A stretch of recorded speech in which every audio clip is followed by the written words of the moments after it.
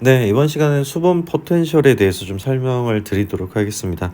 우리가 수분 포텐셜이라고 하면 식물체에서 발생하는 수분 포텐셜이 있을 거고요. 토양에서 발생하는 수분 포텐셜이 있습니다. 그러면 이 수분 포텐셜이라고 하면 수분 포텐셜이라고 하면 이 식물에 작용하는 수분 포텐셜은 내가 세 가지로 얘기할 수가 있겠죠. 삼투압 포텐셜과 그리고 기질 포텐셜과 그리고 압력 포텐셜 이렇게 얘기할 수가 있습니다. 자, 그리고 식물이 아니라 토양 쪽의 포텐셜은 토양 수분에 대한 포텐셜은 삼투압 포텐셜과 그리고 기질 포텐셜, 압력 포텐셜, 그리고 한 가지 더 중력 포텐셜이 작용을 한다라고 할 수가 있죠.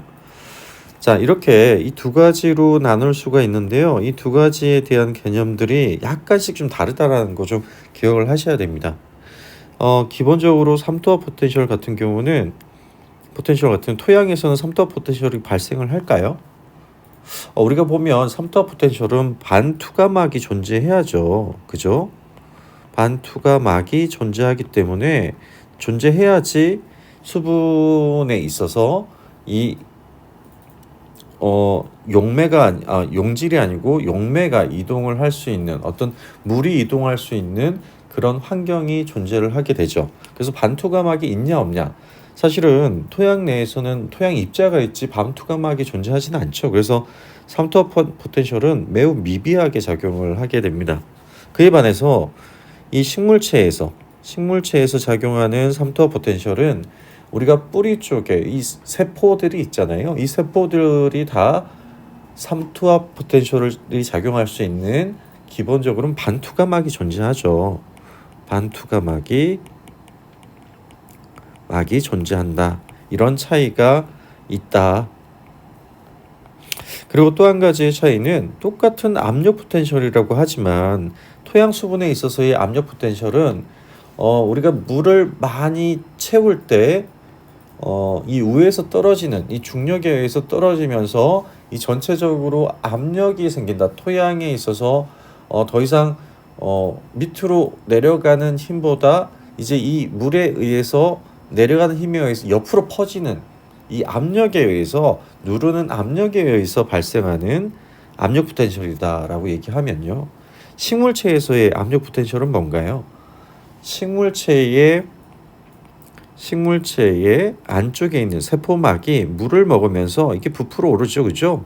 그렇게 되면 이 빈 공간 쪽에 있던 물이 옆으로 아니면 밑으로 이렇게 퍼지는 현상. 이게 압력 포텐셜이거든요. 다시 얘기하면 세포막에 팽압이 발생하면서 만들어지는 포텐셜이 압력 포텐셜이다.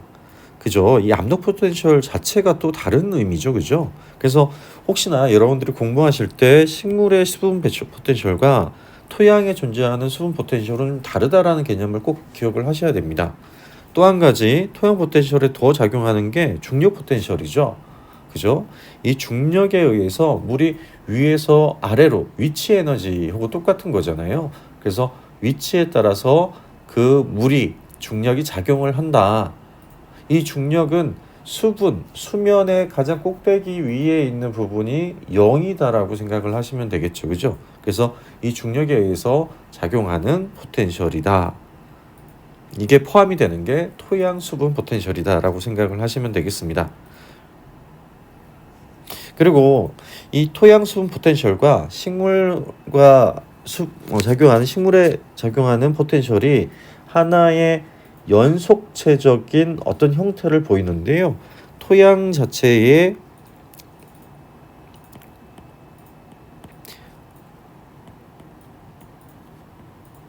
이 포텐셜 같은 경우는 0.3 메가파스칼 정도 되는 일상적으로 우리가 20도 정도 되는 온도와 그리고 한 80% 정도 되는 습도에서는 이 0.3 메가파스칼 마이너스죠. 마이너스 0.3 메가파스칼 정도 작용을 한다라고 얘기하는데요.